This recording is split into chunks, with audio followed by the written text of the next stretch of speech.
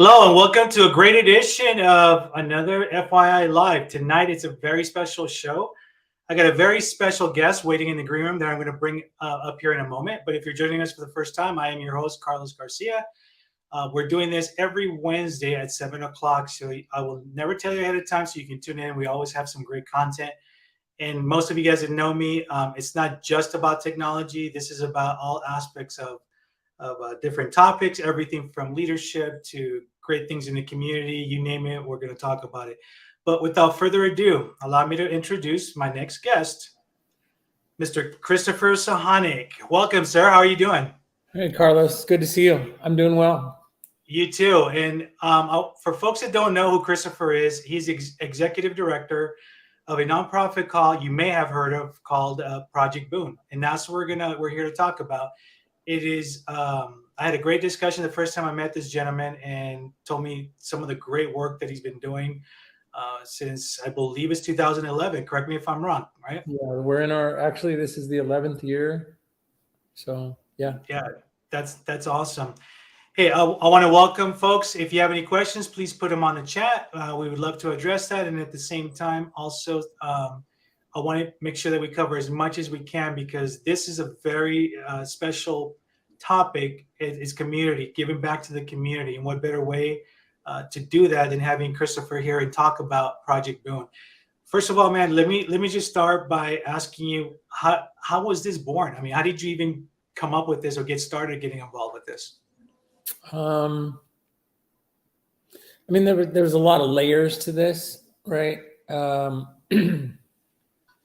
I think the first layer was that I was sort of an avid volunteer when I was a little younger.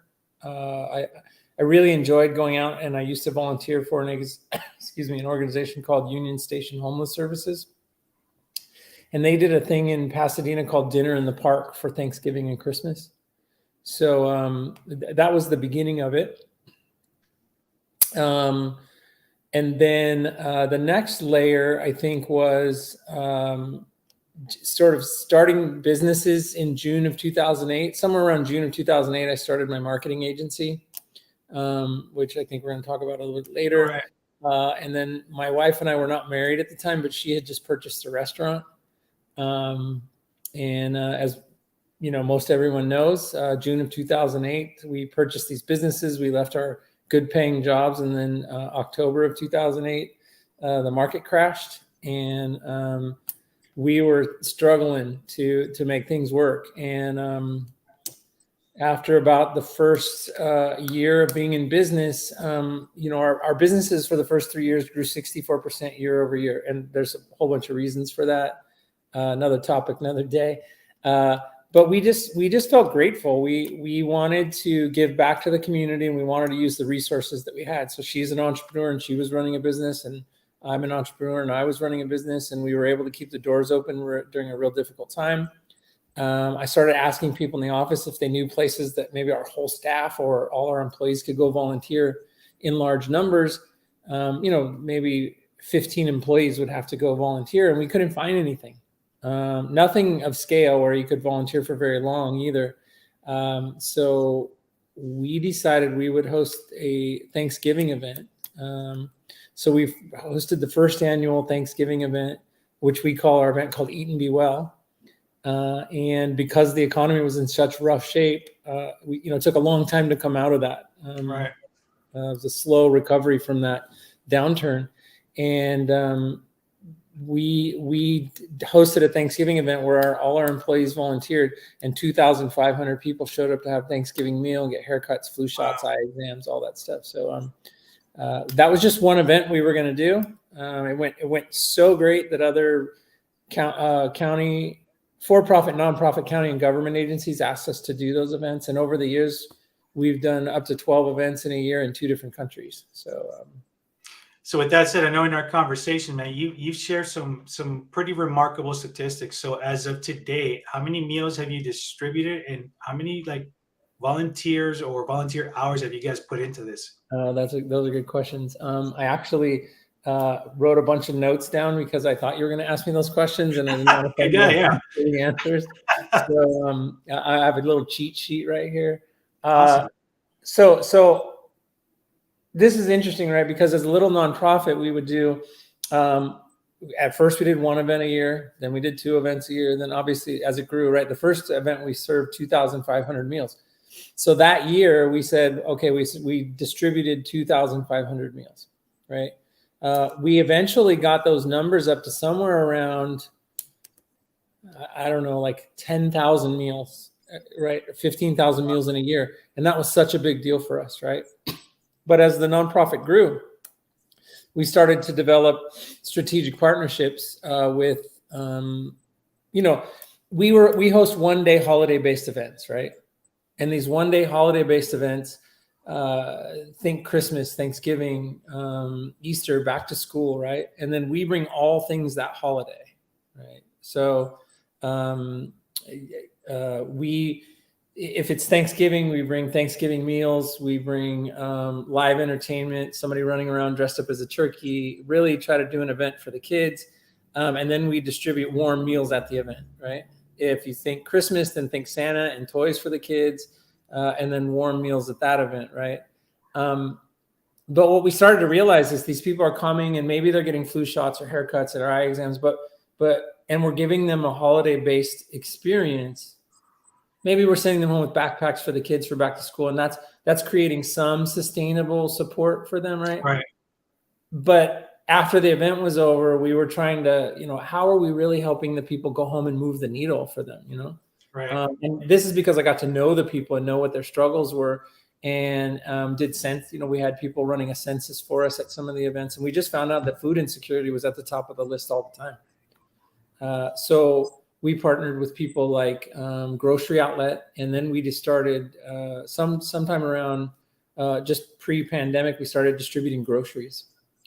And as we started to distribute groceries, now when they come to our event, they could get a warm meal at the event.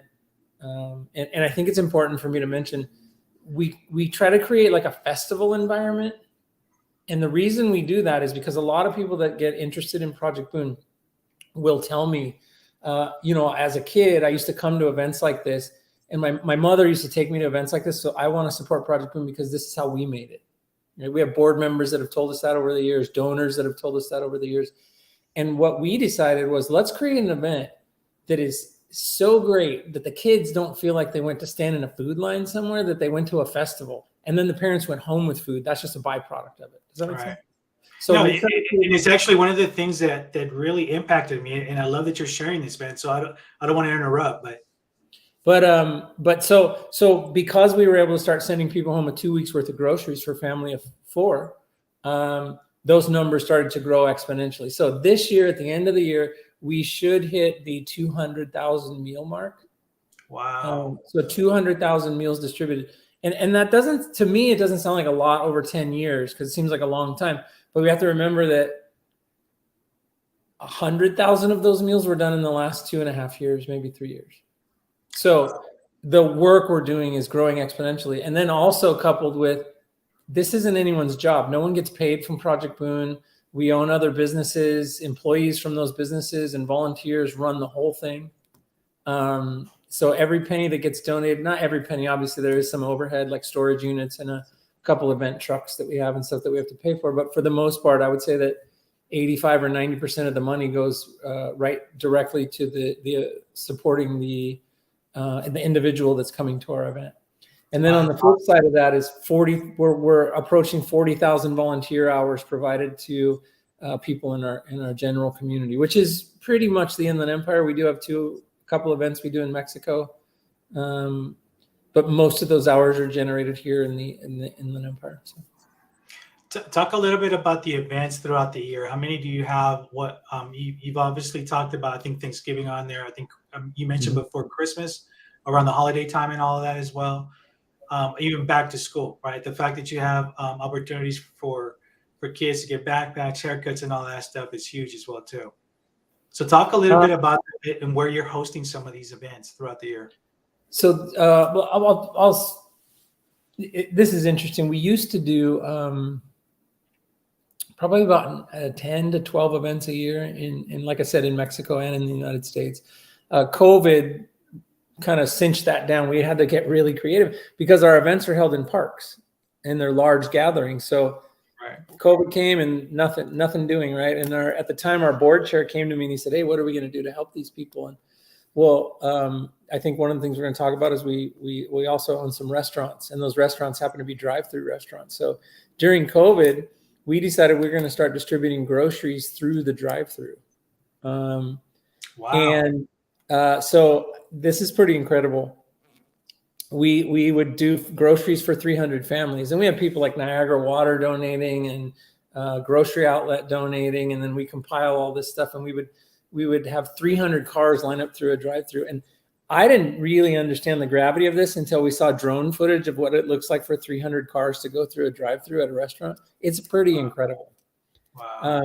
But because of COVID, we got it down to about 5 events a year that we're doing. We're no longer doing as many events, but we're also now distributing almost 40,000 meals a year in those 4 to 5 events. Not to mention backpacks and all of that stuff. Backpacks, school supplies. Now that things are open back up, we partner with anywhere depends on the event, but anywhere from 25 to 50 county nonprofit and government agencies that provide things like flu shots, haircuts, eye exams, dental exams, potential legal services, things like that. Basically, health and wellness vendors that come to them. One of the things too, that since we're talking about volunteer hours, when you look at the amount of folks and the hours that have been put into this, let me ask you, how can folks sign up to help out? Whether it's an organization listening today or somebody that just wants to volunteer and help out any way they can, how can they, sign up? And I know folks are going to see right now on the ticker below, you're going to see also the website that you can take a look as well too, to get some additional information, some more background too. So the easiest way to do all that is projectboon.org. Visit projectboon.org, and that's BOON as in Nancy, Boon. Sometimes people hear Project Boom, BOOM. It's actually BOON. So projectboon.org.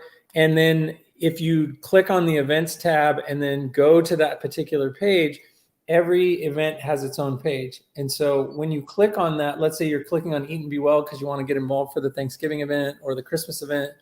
And then within that page for that event, there's a way to be a donor. There's a way to sign up to be volunteers, and there's ways to sign up to be vendors. And when you talk about 300 cars, right? You talk about the experience of not making a child feel like they're in a food line waiting to get food. That experience in itself, man. In the 11 years since you started this, I'm sure that there's got to be at least 1 or 2 stories that have stuck with you that were very impactful for you on that. Yeah. Do you mind sharing maybe 1 or 2? I can think of all kinds of really great stuff.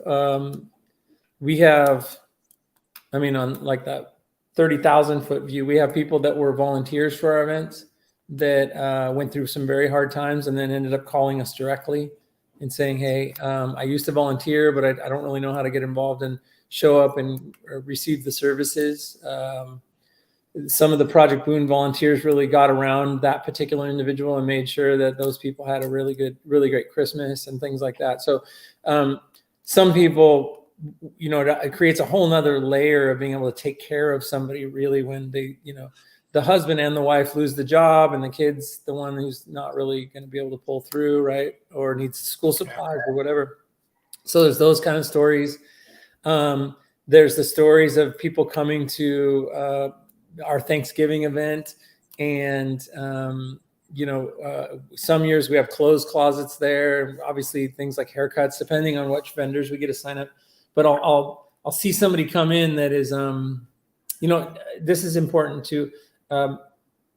Our target market is not necessarily homeless people. If someone homeless showed up and wanted to eat at one of our events, they're more than welcome to eat there. Right.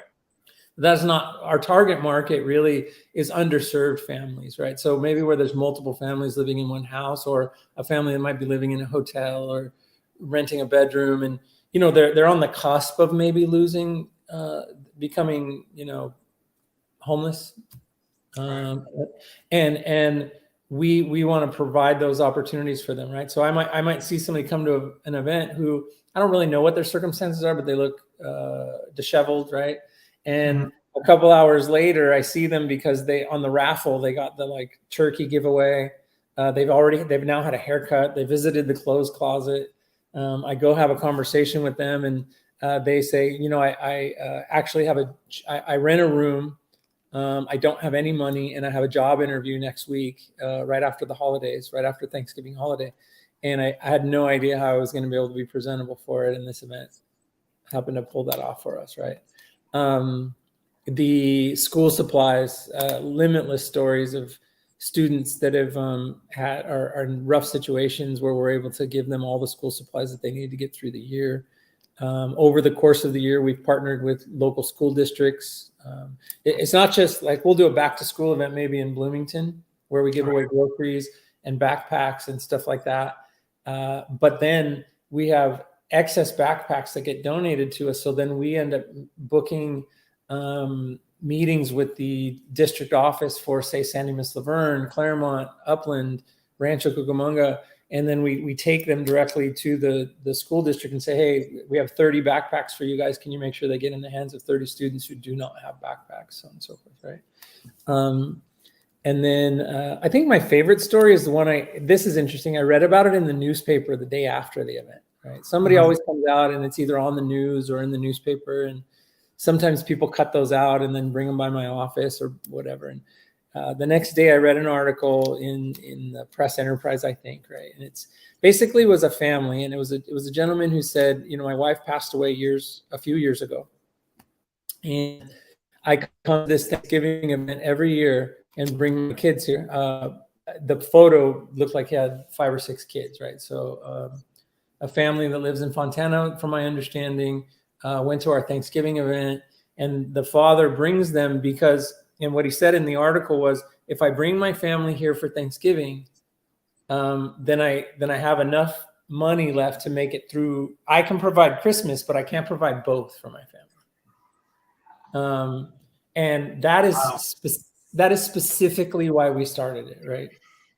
You know, I can remember times in my life where financially I had some struggles, and I can think, wow, you know, like if I had to provide a Thanksgiving meal for 5 kids or 6 kids, and then, you know, 4 weeks later, I had to provide another meal for them and some toys, right? If somebody helped me with one of those things, it might have changed the game. I might have been able to get through it. I think, man, one of I'm going to share this with our audience as well too. Is, you know, I'm of the belief that in life, man, things don't happen for coincidences. You know, we come across folks and they're meant to be part of that journey. And I remember the first conversation you and I was just that immediate connection, you know, where you're sharing some of this stuff. And it's, you know, I've always been of the mindset that for me, kids, the elderly, you know, they hold a very special place in my heart. That it's like, you got to protect them at all costs. You know, in society today, unfortunately, it's sad to see that kids are still suffering from hunger and needs like that they should never experience. As a society, we need to do more to make sure we prevent this as well. I think also another key point that I took away from our very first conversation is, you know, here's a very successful business guy who is giving back to the community, not expecting, hey, atta boy, you know what I mean? This is your good deed for the day. This is something that you even when you talk about it, it's very passionate for you. It's very meaningful. And at the end of the day, you know that you literally have made a difference in a child's life, a family's life, and even those that are down on their luck, right? Not a lot of people can say that, you know, because let's face it, there's a lot of nonprofits out there who, you know, it's the other way around, right? It's 20% goes to the person at the end and 80% goes to everything else in between. So it doesn't really help those that really need the help, right? And I bring this up because aside from you dedicating so much time and effort, all the volunteer hours, almost hitting this milestone with 200,000 meals coming in, you also have 2 other businesses too. And you mentioned one of them, that the drive-throughs, right? You're also, your wife owns the Hitch. We have a Hitch burger here, and I'm going to promote the one in Upland, not necessarily the one in Rancho, but Rancho is also there too. But I'm just joking. It's too great. It's a great restaurant. I want you to talk a little bit about that too, because I know, and that's the beauty of it, right? You own multiple businesses, and I'm going to get to the third one here in a moment. But the fact that you're able to collaborate, with your restaurant, help out, doing that drive-through and all that, I think it's remarkable. It's the first time I think I've ever heard of that actually happening. So it's interesting. I walked into one of the locations the other day, and there was a child there, and I was talking to the. I walked in, and all the employees said my name out loud or whatever. Somebody said it from behind the counter, and a young girl looked up to me and she said, "Are you the boss?" And I said, "No." I said, "I'm the owner." And then I pointed at my wife, and I said, "She's the boss." We are both entrepreneurs. We met as entrepreneurs. We made a strong connection around being entrepreneurs. I don't know if you know, the Center for Entrepreneurship does the Spirit of the Entrepreneur Awards every year. My wife has won that award and been recognized as the winner of the hospitality category. I think one of maybe 36 people who've won that award ever, something like that. So a small group of people being recognized for how great they are, right? My wife moved here from Guadalajara, Mexico. She got a degree in business from university in Guadalajara. And she was working for Bancomex. I don't think Bancomex is around in Mexico anymore, but they told her that if she moved to the United States, not if she moved to the United States, that if she learned to speak conversational English, that she would, they would give her a promotion. So she's young. She's about 20 at the time. So, okay, I'm going to go learn to speak conversational English. So I'm going to move to the United States, and I'm going to get a job punching a cash register for 6 months so I can speak to the customers, and then I'm going to come back and do my job. And, who would do that, right? Right. I mean, I would just get Rosetta Stone and call it a day, right? But she goes and immerses herself in the culture, and because she wants to learn conversational English. This woman will do just about whatever it takes to be successful.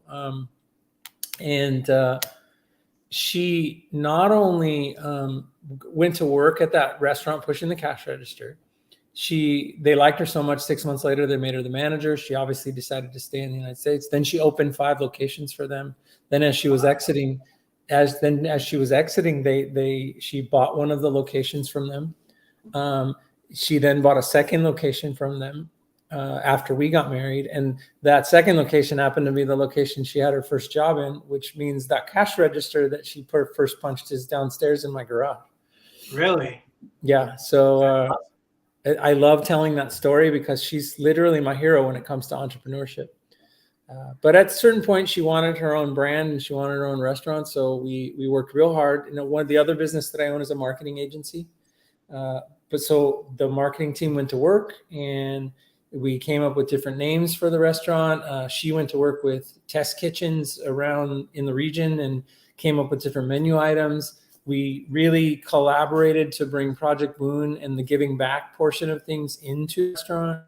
You go in the restaurant, you see quotes about giving back and so on and so forth. All of the employees wear Hitchburger shirts with quotes on the back about giving back. I'm a boxing enthusiast, so my favorite quote that floats around the restaurant is the Muhammad Ali quote. The service to others is the rent you pay for your room here on earth, right? But yeah, I mean, we opened a Hitchburger in Rancho Cucamonga just after the pandemic. We opened a second location in Upland, right there on Monte Vista and Arrow Route, and that is going really well. It's the first real Hitchburger because it was designed to be a Hitchburger from the ground up, and then there's been a sort of a plan to open multiple. More. The economy is a little weird right now, so we kind of pumped the brakes on that. So she's trying to get her second location off the ground with the plans of probably 2 more in the more immediate future. And then people have been so we were scared because the other brand it did okay, right? It wasn't terrible, it just wasn't hers, and we wanted she wanted to do her own thing. And right after we rebranded and my team did all that wonderful work, people would start coming in and say, is this a East Coast chain? Did they let you franchise this? Oh, they bought it, but they let you keep working for them, that kind of stuff. And so we felt really, like, oh, we pulled it off, right? Like people actually think it's a national chain, and so there's some talk about people wanting us to franchise and stuff. We don't really know where we're going to go with that yet, but one day. And I have to say this, folks, if you guys have not visited the Hitch Burger, whether ranch or upland, you guys got to go and check it out. I mean, from the moment you walk in there, it's a whole different experience. And talk to us about that experience, man. And I can't remember the actual term you used on it, but the food, it's not your standard. When you think of a burger place, it's not like a regular burger place. No, Yeah. you got to come in, have the experience. Talk a little bit about what you guys offer. So we just looked for a niche. I think what the niche is technically called is upscale fast casual. And fast casual restaurants are usually known for big portions. I got this inexpensive burger and a lot of French fries, and I'm going to be really full, or chili cheese fries, and so on and so forth. And if you dig around the menu or the secret menu enough, you'll find some of that stuff at Hitch Burger. But that's not necessarily what we wanted to build. We wanted to build some. Our thing is burgers, salads, wraps, and breakfast, right? And so it kind of has the feel of a lot of fast casual restaurants, but we also put a lot of attention to detail in the decor and, upscale fast casual. If the kids want to get the chicken strips and fries, you can get them there, or if you want to get pancake breakfast or something there, right? But you can, if mom is sort of trying to be a little healthier, you can also get avocado toast or a salad or a wrap or something like that, or even some of the plant-based burgers and meatless burgers and things like that. So we're trying to ride the line of delivering. It's hard to talk about because I don't want to judge the other restaurants. I think they do a great job for what they do, right? And the way they do it, it's not really like that. But this has got a little bit more of a family spin to it. Well, let me say this, since I've been there, right? So I have no competitors when it comes to this, but I will tell you, folks, the moment you walk in, you look at the menu, you look at your options, exactly what you're talking about. The decor, it's there's a little bit for everybody, right? But it's you feel like you're in not really a fast food place. You're in a sit down restaurant. Just the decor, right down to the details of what you have on the walls and everything else too. It's just it's a great experience from beginning to end. And let me just say this too: the staff there at the Upland location, phenomenal. I mean, one of the best customer service I think I've ever dealt with. And I also would not do justice if I didn't give your wife a shout out. When you meet the boss, right? She is one of the kind of people I've ever come across as well too. So hats off to her for those awards. Hats off to you guys for launching this, even in a tough economy. And we look forward to continuing to support you guys. I want to do a quick little plug. This Saturday from 9 to 10, join me over at the Hitch Burger in Upland. We're going to do a breakfast mob, and let's see how many folks we can get in there and pile up the place. We may not be 300 around the corner, but hey, you know what I mean? Even if we have to do the line around, we're going to do it. So I'm putting that challenge out to you guys out there watching. Make sure you tell a friends, family, come on down, have some breakfast, have some coffee, let's chat, get to know one another, and hopefully continue to support our local business owners. I can't tell you how much I appreciate that, because we decided to open another one because the Rancho location did really well, and we felt like, okay, great, we pulled it off, right? We changed the name, we came up with new menu items, people dove right in, like 30% more business right after we changed the name. The Rancho location sees 300 cars a day. Just awesome. So we thought, we're going to open this Upland location, and then it's just going to be 300 cars a day. And it's been a little slow going because, there used to be another fast casual restaurant in there. And people had an expectation that it would be that fast casual restaurant. Correct. And so they're coming in and having a different experience. But I got to tell you, people like you doing the breakfast mob, and the Chambers have done a couple things like lunch mobs. I had a conversation with the Claremont Chamber, which is just one city over, and they're going to do they're calling it a meet and eat, where some new chamber members are going to, they're not doing a ribbon cutting because they don't have a brick and mortar location. So they're going to invite people over to eat. And you know, everybody that comes in every day is like, oh, I didn't even know you guys were open, or you know. Yeah. So I appreciate it, because to get it off the ground, it takes people inviting other people to come, and without people like you, we wouldn't be successful in that space. No, it's my pleasure, man. So I appreciate it. And no, it's my pleasure, man. And I want to make sure you guys are very successful. It's a great place, great food. The fact that on top of that, I want to circle back to where this drives, correct me if I'm wrong, this drives a lot of what Project Boon is doing as well too, helping out and facilitating some of that. So as we get, I think we're over a half hour on here, but I want to take a moment. If you can wrap this up in a paragraph or so, how would you describe Project Boon? How would you get the message out there? Like the 1 minute commercial? Yeah, do your 1 minute commercial, man. Yeah, so, exactly. So Project Boon is a 501c3 nonprofit located in inland Southern California. We produce holiday-based events. When I say holiday-based events, think Christmas, Thanksgiving, Easter, back to school, sometimes Mother's Day. And at those events, we provide all things at holiday. So if I say Christmas, think Santa Claus and toys, warm meals, groceries distributed for those families to take them home. Then we strategically partner with other for-profit, nonprofit, county, and government agencies to provide things like flu shots, haircuts, eye exams, and dental exams at those events. We get our funding from just people like who are listening to us right now. They donate through the website. We strategically, we've seen some grants this year from San Manuel Indians or Hillside Community Church and people like that really help us out. We're doing on November 15th. This is like sort of a shameless plug. We're nonprofit of the night for the Ontario Clippers at the arena. So if you go to either our social media channels or Eventbrite and search for Project Boon. Actually, if you go to Eventbrite and search for Project Boon, you can find all our volunteer links for all our events coming up. I think there's 3 or 4 volunteer opportunities coming up, and you can find a link to the Clippers thing where you buy a shirt. They're gonna we have a 1 minute commercial they're gonna show. They're gonna let us do the tip off for the ball, but they're also gonna let us do QR codes for donations at the event. Awesome. So that'll be a lot of fun. And then Hitchburger, if you go to the website and you click on the Eat and Be Well event or any event, there's at the bottom, there's a little button that says drop off locations.